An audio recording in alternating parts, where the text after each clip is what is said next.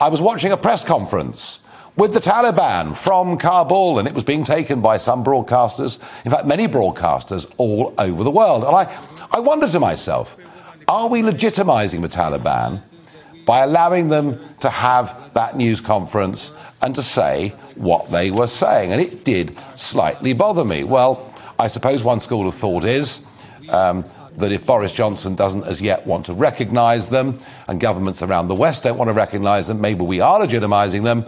I guess the other school of thought is, well, it's too late now, it's done. Well, to get a view on this, I'm joined now by Tom Wilson, Senior Fellow at the Counter Extremism Group. And I wonder, Tom, did that legitimise the Taliban today, or was it sensible given that they're now in control?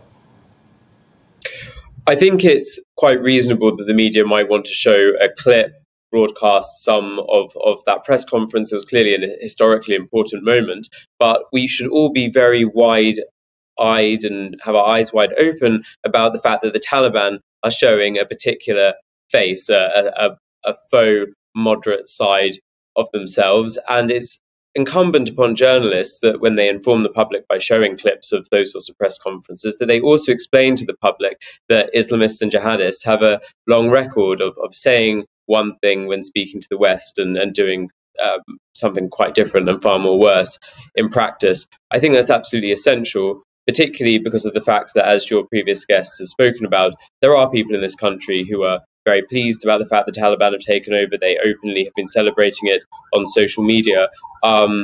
It's essential that we do not legitimise the Taliban in the eyes of these people. In fact, that we do the opposite, that we delegitimise them and we show them the barbaric group that they are. Yeah, and I've seen, I'm sure you've seen as well, Tom, I've seen video clips coming from Kabul today of women being treated badly. I've had reports of interpreters in Kandahar being murdered in the street outside their houses last Thursday. How much evidence do you have, or perhaps not have, that this Taliban, far from being the new woke Taliban, as they try and sell themselves, are really just the same old people that we went there to get rid of 20 years ago?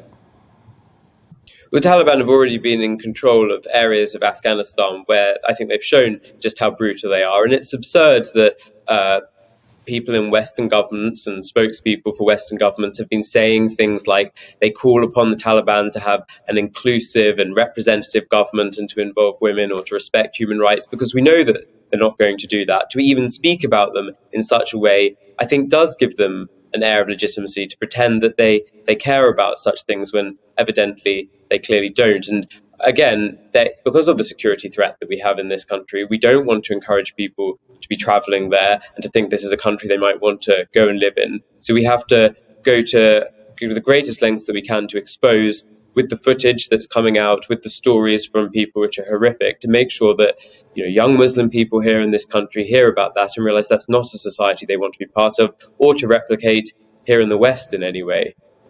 Tom, you've done work in the past and you've tried to study Islamism in this country to get a feel for the scope of it, the potential threat of it.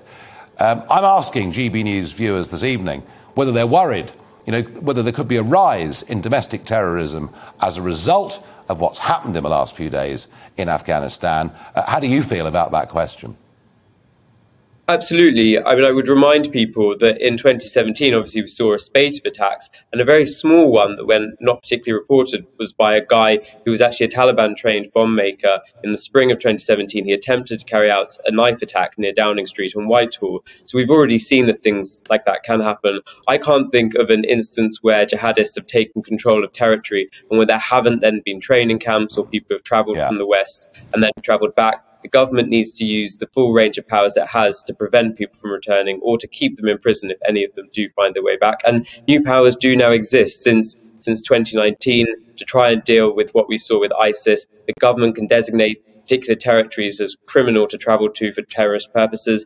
I think the government needs to get on the front foot and consider doing the same with parts of Afghanistan to make sure that no one travels there. Or if they do, you don't have this problem of trying to find evidence, the issues we've had with Shamima Begum, that actually it's very clear that if we know they travel to that area controlled by jihadists, then they go to prison for a long time. Tom Wilson, thank you very much for your opinion, and a very strong opinion. And that was Tom Wilson of the Counter Extremism Group.